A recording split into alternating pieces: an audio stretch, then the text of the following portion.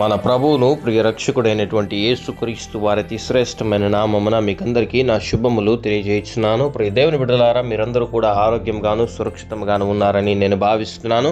మీ ప్రార్థన అవసరతల నిమిత్తమై మేము ఎల్లప్పుడూ ప్రార్థన చేస్తున్నాం. మీ దైనందినటువంటి జీవితంలో దేవునికి మాదిరిగా మీరు బ్రతకడానికి ఇష్టపడుతుంటున్నప్పుడు సమస్త విధములైనటువంటి దుష్టత్వం నుండి దేవుడు మిమ్మల్ని తప్పించి మిమ్మల్ని భద్రపరిచి ఆశీర్వదించి బలపరిచి కాపాడునుగాక. ఆమెన్. నేటి వాక్య ధ్యానాంశం నిమిత్తమై బైబిల్ గ్రంథములో నుండి లూకా సువార్త 10వ అధ్యాయము 38వ వచనం చదువుతున్నాను, దయచేసి ఆలకించండి. అంతట వారు ప్రయాణమైపోవచ్చుండగా ఆయన ఒక గ్రామంలో ప్రవేశించెను. మార్త అను ఒక స్త్రీ ఆయనను తన ఇంట చేర్చుకొనెను. ఆమెకు మరియా అను ఒక సహోదరి ఉండెను. ఈమె యేసు పాదముల యొద్ద కూర్చుండి ఆయన బోధ వినుచుండెను.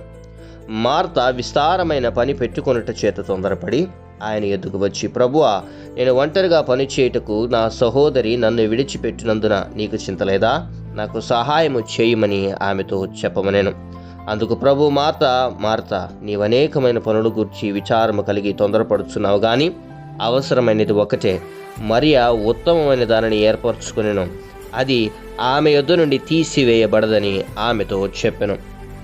ప్రధాన బిడ్డలారా, యేసుక్రీస్తు ప్రభు వారిని ఇంట చేర్చుకున్నటువంటి స్త్రీ పేరు మార్త. ఆ స్త్రీకి మరియా అనేటువంటి ఒక సహోదరి ఉంది. మీరు బాగా జ్ఞాపకం చేసుకున్నట్లయితే, ఈ మార్త యేసుక్రీస్తు ప్రభు వారిని ఇంటిలోకి చేర్చుకున్నప్పుడు యేసయ్యకి ఏం భోజనం పెట్టాలి, యేసయ్యతో వచ్చిన వారికి ఎలా ఆతిథ్యం చేయాలి, యేసయ్యని ఎలా మనం గణపరచాలి, మన వంటకములతో యేసయ్యని ఎలా తృప్తిపరచాలి అనేటువంటి ఆలోచన కలిగి ముందుకు కొనసాగిపోతూ వంటగదిలో శ్రమ పడుతున్నటువంటి ఒక స్త్రీ. మరియా ఏం చేసింది అని అంటే, ఆ పరిస్థితులన్నింటినీ విడిచిపెట్టి ఈ మనిషిని మనం ఇంటిలోకి చేర్చుకున్నాం, ఈ వ్యక్తి ఎలాంటి వ్యక్తో మనకు తెలుసు, ఈ వ్యక్తి బయట ఎటువంటి సూచక కార్యాలు చేశాడో తెలుసు, ఈ వ్యక్తి ఎలా భయంకరమైనటువంటి వ్యాధి కలిగినటువంటి వారిని, దయ్యం పట్టినటువంటి వారిని తిరిగి ఇదిగో మామూలుగా మార్చాడో తెలుసు. ఈ దేవుడు ఎవరైతే ఉన్నారో, బోధకుడుగా పిలువబడుతున్నటువంటి యేసుక్రీస్తు ప్రభువారు మానవుడుగా మన మధ్య సంచరిస్తున్నటువంటి ఈ వ్యక్తి నా సహోదరుని ఎలా తిరిగి లేపాడో మరణం నుండి నాకు బాగా తెలుసు. కాబట్టి నేనేం చేయదలిచాను అని అంటే, యేసు పాదాల చెంత చేరి ఆయన బోధన వినుచు దేవుని గురించినటువంటి మర్మములు తెలుసుకుంటూ ఆయన మీద ఆధారపడుతూ బ్రతకవలసిందిగా తనకు తాను నిర్ణయం తీసుకుని యేసు పాదాల చెంత కూర్చుని యేసు బోధ వినడం సాగింది. ప్రధాన బిడ్డలారా, మీరు బాగా గమనించినట్లయితే మరియకి జీవితంలో సమస్యలు లేవని కాదు, మార్తా మరియల కుటుంబంలో ఎటువంటి శ్రమ లేదని కాదు, కానీ సమాధానకర్త ఎప్పుడైతే వారి గృహంలోకి ప్రవేశించాడో సమస్యల మీద కేంద్రీకరించకుండా, పనుల మీద కేంద్రీకరించకుండా, ఆతిథ్యాల మీద కేంద్రీకరించకుండా యేసు వైపు కేంద్రీకరించడం ప్రారంభించారు. ఆ ఇంటిలో ఉన్నటువంటి జనమంతా కాదు, కానీ ఆ ఇంటిలో ఉన్నటువంటి ఒక్క మనిషి, ఆ ఇంటిలో ఉన్నటువంటి ఒక్క మనిషి నిమిత్తమై యేసుక్రీస్తు ప్రభువారు అనేక సంగతులు అక్కడ బోధించడం మనం గనక గమనించినట్లయితే, ఈ బోధని వినుతున్నటువంటి జనుల కంటే అత్యాసక్తి కలిగి యేసు బోధన వినుతున్నటువంటి మరియని గమనించినటువంటి మార్త ఏం చేస్తుంది అని అంటే, నేను వంటింట్లో అంత పని చేస్తుంటే, ఇల్లంతా శుభ్రం చేస్తుంటే, నా సహోదరి నీ పాదాల చెంత చేరి నాకు సహాయం చేయకుండా వర్తమానం వింటుందన్నటువంటి చింత నీకు లేదా? నా సహోదరిని నాకు సహాయం చేసేటట్లుగా పంపించు, ఆమెతో మాట్లాడు అన్నటువంటి మాటని మార్త చెప్పగానే యేసు ఒక మాట అంటున్నాడు, మీరు బాగా జ్ఞాపకం చేసుకోండి. నువ్వు అనేక సంగతుల మీద ఆసక్తి కలిగి విచారాన్ని పెంచుకుంటున్నావు, కానీ కావలసినది ఒకటే. మరియ ఉత్తమమైన దాన్ని ఎంచుకునేది, అది ఆమె నుండి ఎన్నటికీ తీసివేయబడదని నీతో చెప్పుతున్నాను అనే మాట పలుకుతాడు.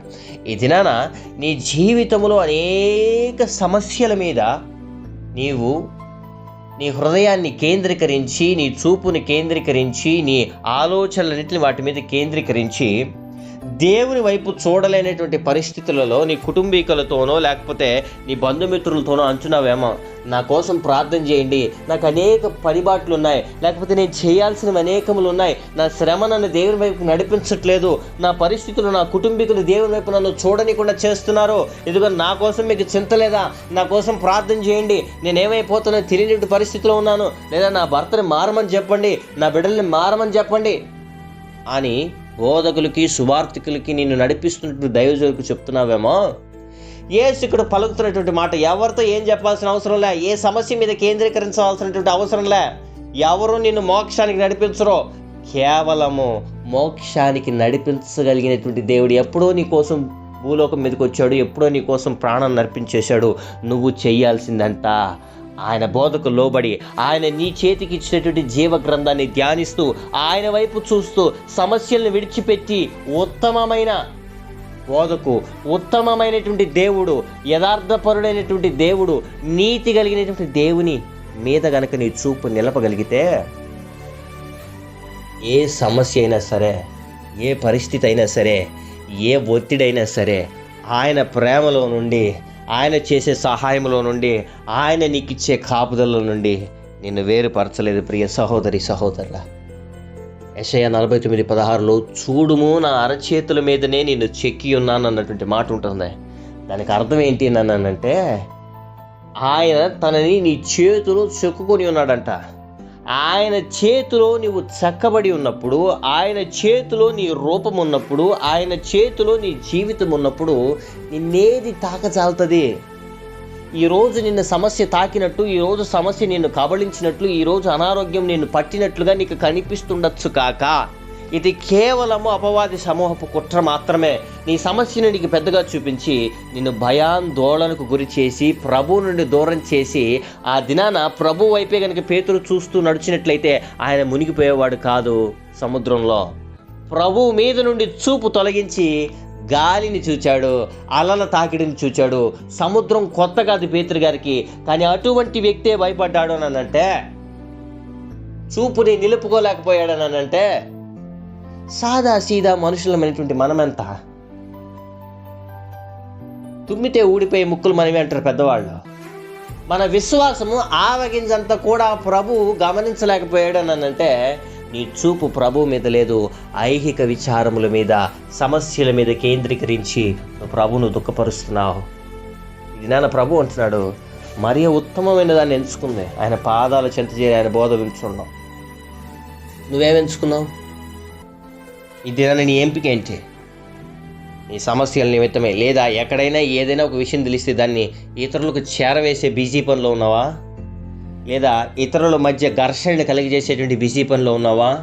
ఇతరులని నిందించేటువంటి బిజీ పనిలో ఉన్నావా? ఇతరుల గురించి చెడ్డవార్త పలికేటువంటి బిజీ పనిలో ఉన్నావా? లేదా నీదైనటువంటి శైలిలో నీ సమస్యని పరిష్కరించుకోవడానికి ప్రయత్నం చేస్తుంటే అది తగ్గిపోవడం కాక పెరిగిపోవడాన్ని గమనిస్తున్నావా? నీ జీవితంలో అనేక సమస్యల్ని గమనిస్తున్నావా? దేవుడు నీతో మాట్లాడుతున్నాడు, ఎక్కడ దేని మీద నువ్వు కేంద్రీకరించావో. ఇదేంటండి భలే మాట్లాడతారు, సమస్య వస్తే పట్టించుకోబడలేదా? సమస్య వస్తుంది, సమస్య రాకుండా ఎందుకు పోతుంది? సమస్య వస్తుంది, కానీ విశ్వాసానికి కర్తయు దాన్ని కొనసాగించువాడు అయినటువంటి యేసు వైపు చూస్తూ, నీ ముందున్నటువంటి పరుగు పందెములో, నీ ముందున్నటువంటి పోరాటములో, నీ ముందున్నటువంటి యుద్ధ రంగములో నువ్వు ధైర్యంతో ముందుకు అడుగు వేయాలి. నిన్నేదో మంచి 6 లైన్ హైవే రోడ్డు మీద దేవుడు వదిలేశాడు, ఎటువంటి బండ్లు నీకు అడ్డం రావని కానే కాదు.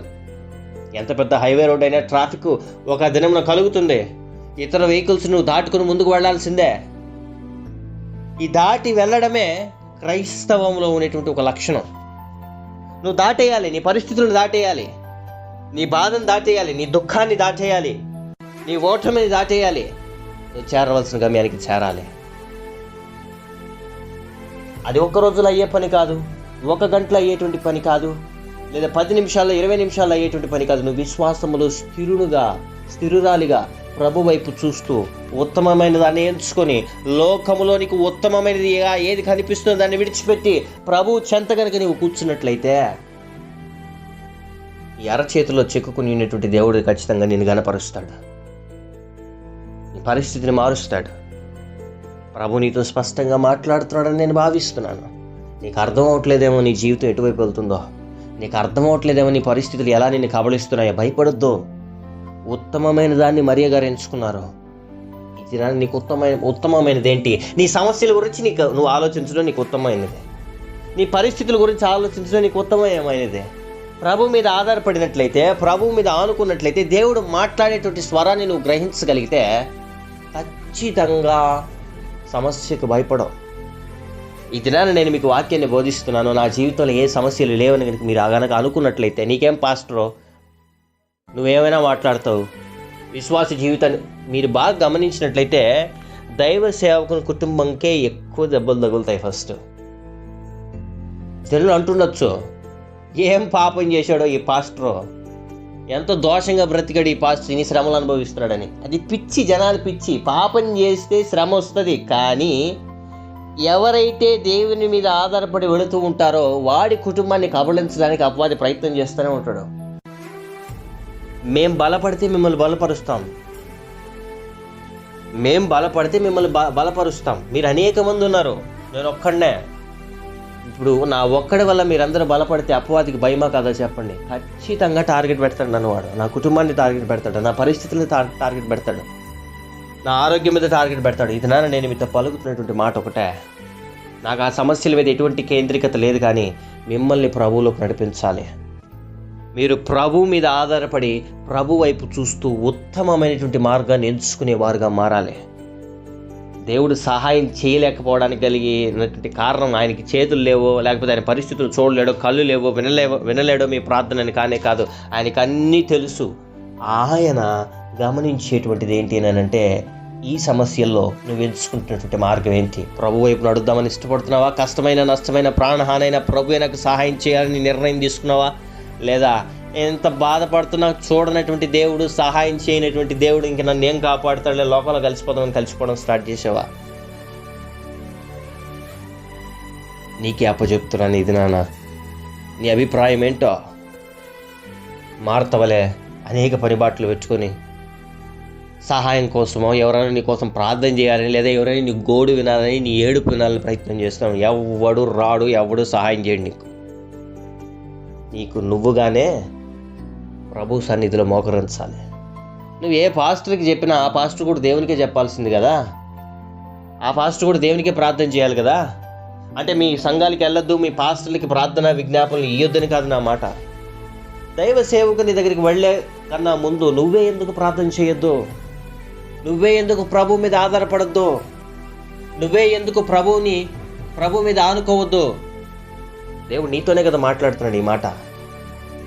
ప్రభు నిన్ను గొప్పవాడిగా చేయడానికి ఇష్టపడుతున్నాడు. ప్రభు నిన్ను ఉన్నత స్థితిలో ఉంచడానికి ఇష్టపడుతున్నాడు. ఆయన నిన్ను విడిచిపెట్టే దేవుడు కాదు. సమస్త ఆనందముతోనూ సమాధానముతోనూ దేవుడు నిన్ను నింపి ఆశీర్వదించి బలపరిచి కాపాడును గాక. ఆమెన్. ప్రార్థన.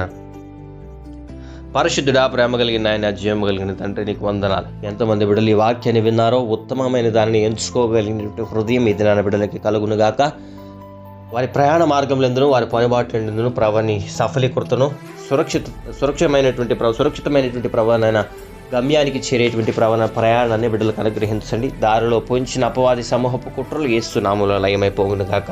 వివాహ దినాలు, జన్మదినాలు, బ్యాప్టిజం డేస్ జరుపుకుంటున్న బిడ్డల తలల మీదకి ఆశీర్వాదాలు, దీవెనలు కుమ్మరించండి. సమృద్ధితో నింపండి, సమాధానంతో నింపండి, ఘన విజయాన్ని కలిగించండి. మంచి మనస్సును బిడ్డలు కలిగించమని ప్రార్థన చేస్తున్నాం. గొడవలను, కొట్లాటలను, అల్లరితనాన్ని, అయ్యా భయంకరమైనటువంటి పరిస్థితులు తీసుకొస్తున్న దురాత్మ చీకటి అంధకార సమూహపు ఆలోచనలు లయము చేయమని, అయా ఈ దిన దీవెలతో ప్రతి కుటుంబాన్ని నింపి నడిపించమని, సమాధానంతో కాపాడమని, నీ ఘన విజయమైనటువంటి ప్రవరణ ఆనవాళ్ళు బిడ్డల జీవితంలో కనపరచమని ప్రార్థన చేస్తున్నాం. సమస్యల మీద కేంద్రీకరిస్తున్నటువంటి బిడ్డలతో స్పష్టంగా మాట్లాడినందుకు వందనాలు. నీ సహాయాన్ని బిడ్డలకు అనుగ్రహించి వాటిని అధిగమించగలిగినటువంటి శక్తిని కూడా బిడ్డలకు అనుగ్రహించమని ప్రార్థన చేస్తున్నాం. ఉద్యోగాల కోసం ఎదురు చూస్తున్న బిడ్డలకు ఉద్యోగాలు, మంచి ఉద్యోగాలు వచ్చును గాక. నీ సాటి అయినటువంటి సంబంధాలు వచ్చి ఘనంగా వివాహాలు జరుగును గాక.